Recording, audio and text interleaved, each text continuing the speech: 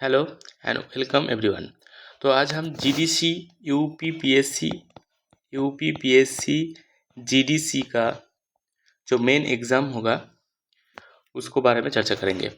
तो केमिस्ट्री का जो मेन पोर्शन में क्वेश्चन आएगा तो उससे सबसे बड़ा इम्पोर्टेंट एक टॉपिक है कोऑर्डिनेशन के अंदर, वो होगा जॉन टेलर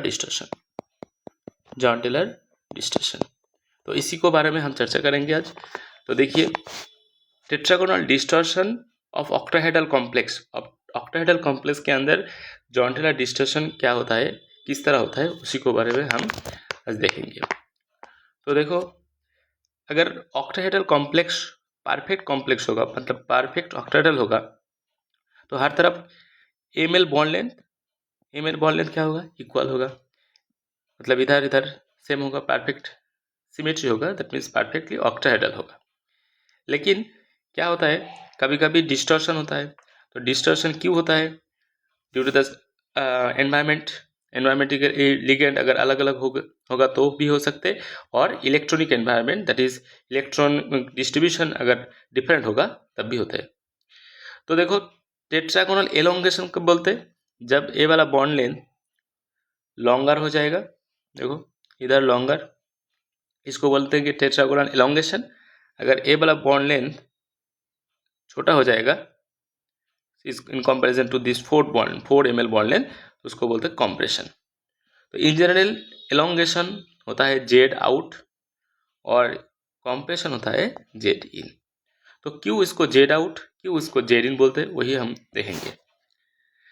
तो पहले देखो, the symmetry of octahedral complex can be converted into tetragonal compression और tetragonal elongation depending upon the central metal ions electronic configuration. Central metal ions electronic configuration and symmetry is lower. तो symmetry becomes lower होगा, इसके अंदर symmetry सबसे ज़्यादा होगा। अगर tetragonal compression हो या टेट्रागोनल एलोंगेशन हो, उसके अंदर सिमेट्री लो हो जाता है, सिमेट्री कम हो जाता है। ठीक है ना। तो जेड इन क्या होता है? जेड इन मैंने बोला 2 bonds becomes shorter than rest 4 bonds. दोनों बॉन्ड शॉर्ट हो जाएगा और इस तरह 4 बॉन्ड लॉन्ग हो जाएगा।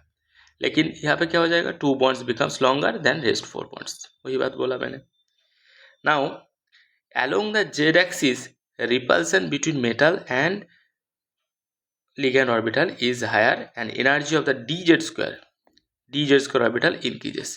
इसको बारे में देखिए, dz square orbital increases, इसका मतलब क्या होता है? ये वाला इंपॉर्टेंट है, पहले इसको समझो। Energy of the dz square orbital increases, that means अगर हम देखेंगे इधर क्या बोला है यहाँ पे, देखो along the z axis repulsion between the metal and the ligand orbital is higher। सो अगर मेटल इधर z एक्सिस होगा, मान लो इधर z एक्सिस है, तो इधर अगर रिपल्सन ज़्यादा होगा, बॉन्ड लेंथ बिकम क्या है? शॉर्ट है। तो अगर शॉर्ट होगा तो यहाँ पे लिगैंड का जो ऑर्बिटल और मेटल का जो orbital they are come close to each other, came to close to each other. तो दैट्स वाई अगर पास पास आएंगे तो उसके अंदर क्या होगा? रिपल्सन होगा। अगर रिपल्सन होगा तो डी स्क्वायर ऑर्बिटल का जो एनर्जी उसमें ज़्यादा हो जाएगा। तो डी जेड स्क्वायर एनर्जी ज़्यादा हो जाएगा और डी एक्स स्क्वायर का एनर्जी कम हो जाएगा। इधर देख लो, अगर कॉम्प्रेशन हो तो डी जेड स्क्वायर का एनर्जी, इधर तो एनर्जी है, तो डी जेड स्क्वायर एनर्जी ज़्यादा हो जाएगा, क्योंकि मेटल के पास जेड एक्सिस में जो लिगैंड होगा उसके अंदर बॉन्ड छोटा हो रहा है। छोटा हो रहा है मतलब जेड ऑर्बिटल और मेटल का ऑर्बिटल पास पास आ रहा है, तो उसके अंदर रिपल्सन ज़्यादा होगा। रिपल्सन ज़्यादा होगा मतलब डी जेड स्क्वायर ऑर्बिटल का एनर्जी ज़्यादा हो जाएगा, डी एक्स स्क्वायर वाला का एनर्जी कम हो जाएगा। सिमिलरली उसके अंदर जो d x z y z वाला होगा वो भी ज़्यादा हो जाएगा, डी एक्स वाई वाला कम हो जाएगा। तो इस तरह पैटर्न होता है। अगर जेड इन होगा, जेड इन इसको हम क्या बोलेंगे? जेड इन। जेड इन का जो इलेक्ट्रॉनिक पैटर्न होगा, एनर्जी का पैटर्न होगा, इस तरह होगा। पहले ऊपर में जाएगा डी जेड स्क्वायर, उसके बाद डी स्क्वायर स्क्वायर, नीचे d x z d y z and d x y. ठीक है ना। सिमिलरली जेड आउट जब हो जाएगा तो जेड आउट इसका मतलब मेटल से Z axis, along the z axis ligand दूर चला जाएगा। तो अगर दूर चला जाएगा तो देखो क्या होगा, अगर दूर चला जाएगा तो इसके अंदर रिपल्सन कम होगा, है कि नहीं। मेटल अलोंग दिस, एक second, along this metal ligand, अगर this bond becomes longer that means ligand orbital and the metal orbital दूर चला जाएगा, उसके अंदर रिपल्सन कम होगा। तो रिपल्सन कम होगा मतलब उसका एनर्जी कम हो जाएगा। तो अलोंग द जेड एक्सिस, जो अलोंग जेड एक्सिस ऑर्बिटल होगा उसका एनर्जी कम हो जाएगा, और इसके अंदर एक्स वाई प्लेन में जो ऑर्बिटल होगा लाइक दिस, उसका रिपल्सन ज़्यादा होगा मेटल के साथ, मेटल ऑर्बिटल के साथ। तो इसीलिए उसका एनर्जी ज़्यादा हो जाएगा एक्स वाई वाले का। देखो इधर एक्स वाई, एक्स स्क्वायर सबसे ज़्यादा है, उसके बाद डी जेड स्क्वायर नीचे हो जाएगा, उसके बाद देखो डी एक्स वाई ऊपर में चला जाएगा। तो इसका पैटर्न एनर्जी होगा इस तरह, इसको हम बोलेंगे जेड आउट, इसको क्या बोलेंगे, जेड आउट। ठीक है, तो अगर जेड इन होगा तो इस तरह होगा, जेड आउट होगा तो इस तरह होगा। ठीक, thus Jahn-Dollar distortion is basically observed when T2G and EG orbital unsymmetrically filled by electron। कब देखेंगे Jahn-Dollar distortion होगा, अगर T2G और EG ऑर्बिटल अनसिमेट्रिकली फील्ड हो इलेक्ट्रॉन से, तब हो जाएगा। T2G अनसिमेट्रिक हो तो उसको हम वीक Jahn-Dollar distortion बोलते हैं, और EG अनसिमेट्रिक हो तो strong Jahn-Dollar distortion। EG orbital there are dx square y square and dz square orbital. इसके अंदर अगर अनसिमेट्री हो तो उसके अंदर सबसे ज़्यादा रिपल्सन होता है ना, क्योंकि उसके अलोंग द एक्सिस होता है, D square square orbital along the axis होता है इस तरह। अगर ligand when approach this side तो रिपल्सन ज़्यादा होगा इस तरह, है ना, रिपल्सन ज़्यादा हो जाएगा। Similarly D J square, in case of D J square also, तो लिगेंड जब अप्रोच करेगा मेटल के साथ अलोंग द एक्सिस तो रिपल्सन ज़्यादा होता है। इसलिए ईजी, अगर ईजी अनसिमेट्रिक हो तो उसमें अंदर स्ट्रॉन्ग जॉइंटल डिस्टॉर्शन होता है। तो कहाँ पे डिस्टॉर्शन होगा कहाँ पे नहीं होगा वो हम कॉम्प्लेक्स को देखकर बोल सकते हैं, उसके इलेक्ट्रॉनिक कॉन्फ़िगरेशन देखकर। देखो यहाँ पे है ना CONH3 होल 6 3+, तो CONH3 होल 6 3+ में कोबाल्ट क्या होता है, +3 ऑक्सीडेशन स्टेट, +3 ऑक्सीडेशन स्टेट, जिसका इलेक्ट्रॉनिक कॉन्फ़िगरेशन 3d6 है। ठीक है, नाउ जब हम देखेंगे इधर NH3 क्या होता है ना, strong field ligand, SFL strong field ligand होता है। In this environment it is strong field ligand cobalt 3+ charge में, and D6 electrons are paired in this T2G orbital. That means this T2G is symmetrically filled, so no Jahn-Dollar distortion। तो इसके अंदर कोई Jahn-Dollar distortion नहीं होगा। यहाँ पे all the CON bond length, cobalt के अंदर CON जो बॉन्ड लेंथ होगा, ammonia CONH3 bond length, all bond length becomes equal होगा, all bond length becomes equal, है ना, क्योंकि इसके अंदर कोई Jahn-Dollar distortion नहीं होगा। अगर Jahn-Dollar distortion नहीं होगा तो CON बॉन्ड लेंथ इक्वल हो जाएगा। Clear, now move on to the next, MnF6 4- में देखो क्या होगा। यहाँ पे Mn क्या होता है, Mn2+, 3d5 कॉन्फ़िगरेशन। अगर 3d5 कॉन्फ़िगरेशन है और यहाँ पे F है तो वीक फील्ड लिगेंड होगा, तो वीक फील्ड लिगेंड होगा तो इसको इलेक्ट्रॉनिक अरेंजमेंट करें तो क्या हो जाएगा, 1 2 3 4 5 इस तरह होगा, T2G3 EG2 में जाएगा। देखो T2G सिमेट्रिकल फील्ड, इसको सिमेट्रिकल फील्ड बोलते हैं क्योंकि तीनों ऑर्बिटल में एक एक करके इलेक्ट्रॉन है, तो इसको तो सिमेट्रिक बोलते हैं, इसको सिमेट्रिक बोलेंगे।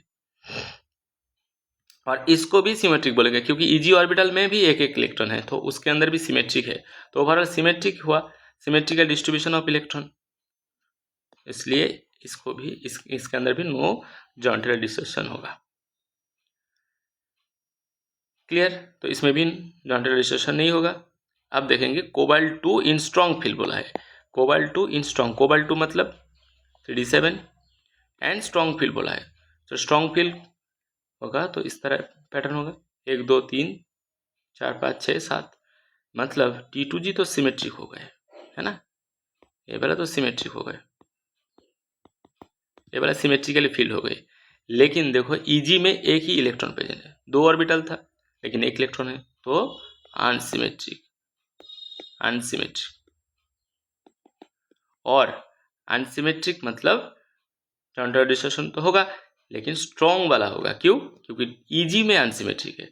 मैंने यहाँ पे बोला देखो, ईजी अगर अनसिमेट्रिक हो तो स्ट्रॉन्ग जॉइंट डिस्टॉर्शन, तो इसलिए स्ट्रॉन्ग जॉइंट डिस्टॉर्शन होगा। और यहाँ पे जेड आउट शो करेगा। Z out generally Z out ही शो होता है, कभी कभी जेड आउट जेड इन भी शो होता है, डिपेंड करता है इलेक्ट्रॉनिक कॉन्फ़िगरेशन किस तरह है उसके अंदर। नाउ निकेल H2 के देखो, निकेल 2+ मतलब 3d8, और 3d8 को अगर अरेंजमेंट करें तो इस तरह हो जाएगा, सिमेट्रिक है। T2G भी सिमेट्रिक, EG भी symmetric, so no joint distortion. Mn2 in weak field, Mn3 in weak field. Mn3 मतलब 3d4, 1 2 3 4, मतलब T2G सिमेट्रिक लेकिन EG अनसिमेट्रिक है, तो unsymmetrical distribution of electron, that's mean strong joint distortion. अगर distortion strong हो जाएगा and इसको बोलते हैं जेड आउट शो करेगा। ठीक है, जेड आउट शो करेगा। तो क्यों जेड आउट हो रहा है, जेड इन क्यों नहीं हो रहा है, इसको बारे में देखेंगे हम किस तरह। तो देखो एक्चुअली हम देखेंगे ना, इधर मान लो यहाँ पे तुम्हारा क्या है ना, इधर देखो, अगर एक ही इलेक्ट्रॉन ईजी ऑर्बिटल में है ना, ईजी ऑर्बिटल में है, तो जेड इन अगर होगा, ये वाला जेड इन, तो लास्ट वाला इलेक्ट्रॉन इसमें होगा। अगर जेड आउट होगा तो लास्ट वाला इलेक्ट्रॉन इधर होगा। ठीक है, एक इलेक्ट्रॉन ईजी ऑर्बिटल में है, तो क्यों जेड आउट शो करता है जेनरली मॉलिक्यूल, देखो ये वाला क्यों शो करता है। अगर जेड इन कॉन्फ़िगरेशन अचीव करेगा इस तरह, तो लास्ट इलेक्ट्रॉन डी स्क्वायर में होता है, मतलब इसका जो इलेक्ट्रॉनिक कॉन्फ़िगरेशन है डी स्क्वायर वाला इस तरह। तो इस ऑर्बिटल के अंदर अगर इलेक्ट्रॉन प्रेजेंट है तो मतलब इसका इलेक्ट्रो डेंसिटी ज़्यादा है, तो लिगेंड के साथ इसका रिपल्सन चारों तरफ होगा, है ना, चारों तरफ होगा। लेकिन अगर जेड आउट कॉन्फ़िगरेशन अचीव करे और लास्ट वाला electron D Z square orbital में होगा, तो इलेक्ट्रॉन ऑर्बिटल के साथ लिगेंड ऑर्बिटल के साथ इसका रिपल्सन दोनों साइड में होगा। सिर्फ इधर चारों तरफ हो रहा है, इधर भी रिपल्सन हो रहा है, इधर भी रिपल्सन, इधर भी रिपल्सन, इधर भी रिपल्सन है। लेकिन अगर डी जेड स्क्वायर में होगा, यहाँ इधर इलेक्ट्रॉन है, तो मतलब इसके साथ डी जेड स्क्वायर ऑर्बिटल में जो इलेक्ट्रॉन होगा उसका ऑर्बिटल के साथ लिगेंड का ऑर्बिटल दोनों तरफ रिपल्सन होगा। मतलब इधर रिपल्सन कम है और इधर रिपल्सन ज़्यादा है, इसलिए मॉलिक्यूल जेड आउट प्रेफर करता है, जेड आउट, है ना।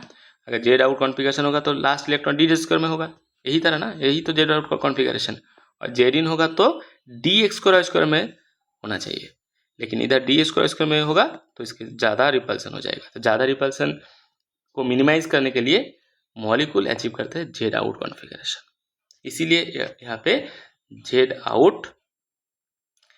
आउट डिस्टॉर्शन हो रहा है। देखो ना, जेड आउट टाइप हो रहा है। अगर एक इलेक्ट्रॉन ईजी में होगा तो जेड आउट प्रेफर करते हैं। ठीक है, तो इस तरह हम जेड आउट जेड इन को डिफाइन कर सकते, और किस तरह हम एग्ज़ाम में लिखेंगे वो भी यहाँ पे देखो इस तरह लिखा है। तो डिपेंडिंग ऑन द क्वेश्चन क्या पूछा है उसके ऊपर ये वाला डिपेंड करेगा। तो इस तरह अगर लिखेंगे तो अच्छा भी होगा, अच्छा भी लगेगा। ठीक है, तो thank you for watching and stay tune for the next video. Thank you.